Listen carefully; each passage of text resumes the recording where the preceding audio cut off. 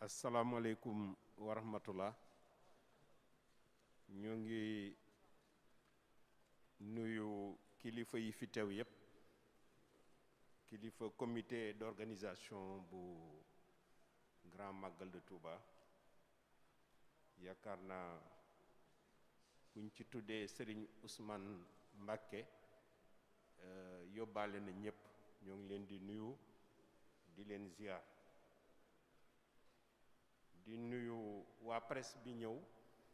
pour couvrir conférence de presse bi nga xam ne mooy présenter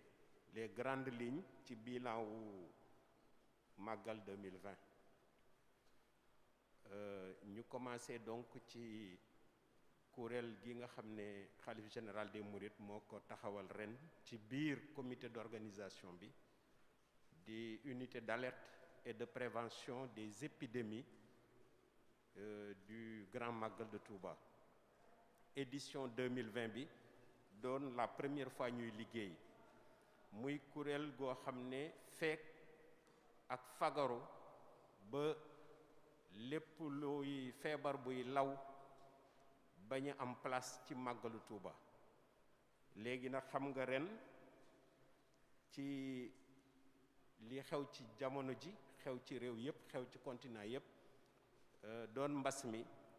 gën naa amal solo taxawaayu kuréel bi yenn membre kuréel bi ñu ngi fi muy professeur Massamba Diouf di épidémiologiste professeur en santé publique le docteur Alioune Mbacké di aussi spécialiste en santé publique médecin de district adjoint bu Richard Toll ñeneen ñi mbirum liggéey moom moo leen téye ba mënuñu ko teewe muy professeur Lamine Ndiaye di sociologue di docteur Saré aussi président Touba assistance médicale ak docteur Khadim Ngom nga xam ne dafa dellu tugal gee muy liggéey bi mu màggale ba pare unité bi nag comme ni ko Serigne Abdoul Ahad Gaynde Fatma waxe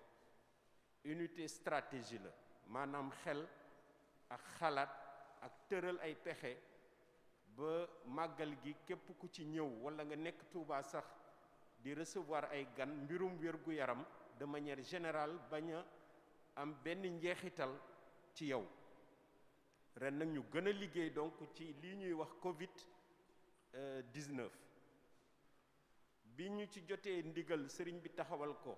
mu desoon juste quelques semaines daanaka weer la woon màggal gi egsi dañoo daal di commencer liggéey te li ñu njëkk a def mooy tëral plan d'action màggal gi jege woon na ñu ne ban plan d'action la ñuy tëral boo xam ne li muy viser mooy million nit yooyu di ñëw fekk ci Touba aussi population boo xam ne million la walla mu topp nu ñuy def ba mën a wax ak ñoom rapidement ba aar leen ci lépp luy lore ci wér-gu-yaram loolu nag ñu fekk ci dispositif étatique bi parce que ministère de la santé moo ciy liggéey ñun ñu xool suñu wàll mooy nu ñuy def ba mobiliser toute la communauté ba lii ñu def comme objectif ñu mën cee arriver donc c'est une contribution communautaire bu ñëw compléter le dispositif étatique contribution communautaire bi nag li ko yombaloon mooy ndigal li nga xam ne xalif général des Mourides joxe na ko ndigal li ñëpp gis nañ ko mais aussi dafa law ci réew mi dem na sax bitim réew avant même màggal gi di egsi te moo doon ñu respecter li nga xam ne autorité sanitaire du Sénégal tëral nañ ko ci mbirum mbas mi mooy lii ñuy wax mesure barrière donc suñu xalaat moo doon communauté mouride nu muy mobiliser woo ba ndigal loolu ci biir Touba ñu mën koo respecter mais aussi ñi jóge feneen di ñëw nuñ koy respecter ñu tëral juróom-ñaari kenu juróom-ñaari axe stratégique lañ koy wax boo xoolee plan d'action juróom-ñaari kenu yoo xam ne xalaatoon nañ ne bu ñu ko dérouler te mënoon nañ ko dérouler parce que communauté bi moo ko doon dérouler yaakaar nañ ne mbas mi du mën a law ci Sénégal walla muy indi yeneen jafe-jafe beneen bi ñu ne woon aussi mbas mi rek du problème mu ñuy màggal si te loolu chiffres yi ñu am dinaa ci ñëw léegi dina ko wone yàlla def na ne mbas mi du woon le problème médical principal du màggal nit ñi soxla woon nañ faju nu ñuy def bañ faju donc ñun ñu indi suñu stratégie indi ay ressources humaines am ay partenaires yoo xam ne bi ñu ko yëgee rek dañoo daal di jóg ne dañ ciy dugal seen loxo te ñooñu xamoon nañ lu bëri ci mbirum communication communautaire ci mbirum wërgu-yaram axe bu njëkk bi moo noon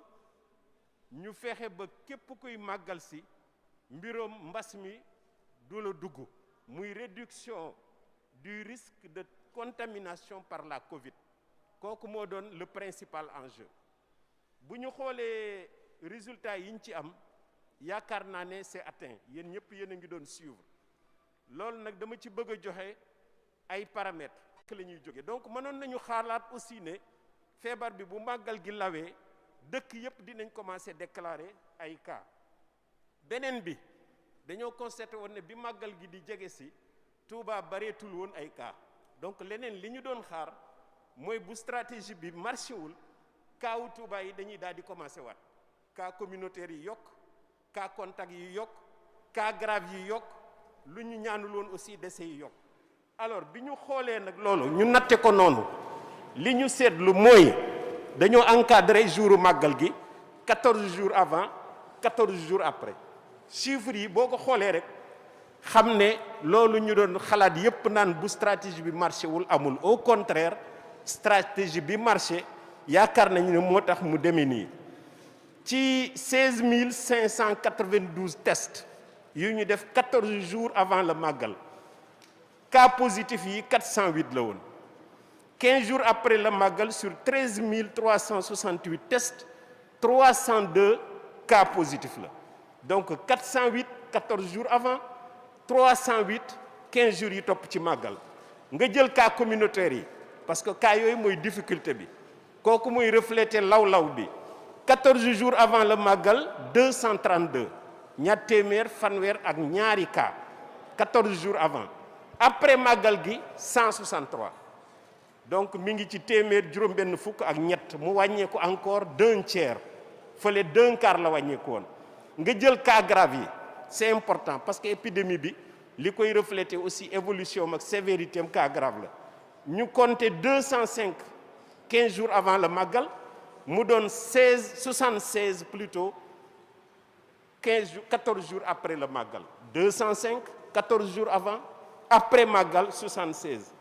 décès yi 10 décès 14 jours avant 7 décès donc li ñuy wax indicateur épidémiologique Covid bi ñoom ñëpp dañoo effondré wu dañoo baissé de manière significative 14 jours yi topp ci màggal loolu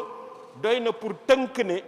màggal gi entraîné wul lawu feebar bi fii ci Sénégal mais aussi mën nañ ci conclure ne dispositif yi protégé na région bi nga xam ne ci la màggal gi amee woon loolu ci zahir la léegi nag leneen li tax mu am loolu am na ñu gën a yey ci man pour wax ko chiffre yooyu ñi ngi fi. mbokk yi bu leen fàttee abonné ci seen bii di UTV international te bés cloche de notification bi pour mën a jot suñu yeneeni vidéo jërë ngeen jëf.